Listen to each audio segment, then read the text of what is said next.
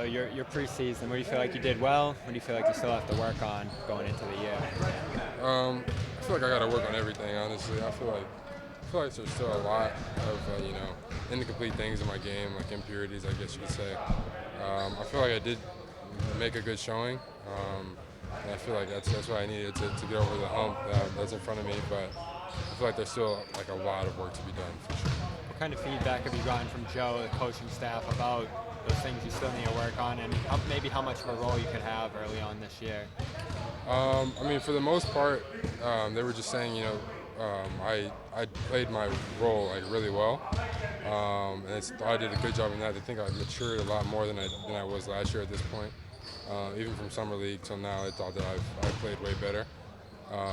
When it comes to my role, it's always going to be the same. When it comes to like the rotation time or whatever, I still don't know, and I probably won't know until the first game. But I'm hoping for the best for sure, and I'm gonna work like I can get there. What's the difference between summer league and the start? Um, it was more of just like I was hearing feedback from family, the team, like everybody. So, and I was like, all right, yeah, I understand like what happened there, like how I played was kind of like unacceptable to me. So now, like transitioning from that to a growth mindset, trying to become more like a more complete player, a more under control player.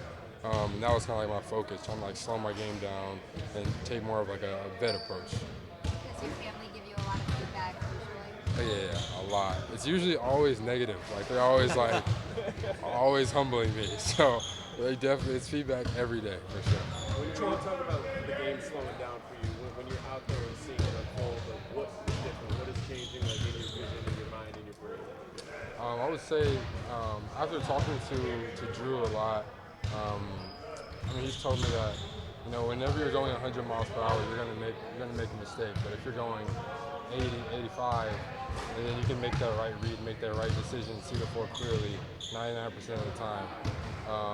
And so that's kind of like how I took it. Like, let me slow down a little bit. Like, I can still get my first step off a triple threat and get by somebody. Let me just slow down a little bit so I'm a little more under control. I can see the floor. I can make the right reads and stuff like that. How many miles per hour you think you were last year, summer league? I was 110 for sure, for sure. But now I'm trying to chill at a cool 87. Jordan, the last play, did you get fouled? 100%, 1,000%. But yeah, it's funny.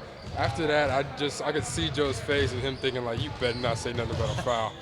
And so I just knew that's what he was thinking. But yeah, I think I got fouled though for sure. But that play that you made, you attacked the basket in the final play. Maybe you don't make that last year. I mean, that aggression, it seems like that's the difference. For sure. I think that I built a little more confidence in myself and like my game. I feel like I'm growing into being more of an NBA player and trying to like prove that to everybody else, but also still like prove it to myself. A lot came before between summer league and now, but going like during preseason while it was going on, like hearing the support of my teammates, kind of like trying to gain the respect of my teammates, definitely boosted my confidence a lot more. Because now P's passing it to me a little bit more, JT's giving me advice, passing it to me a little bit more. So it's just all those things, made me feel like I'm really a part of this team, like I can help, and those guys believe it and I believe it. Couple sets of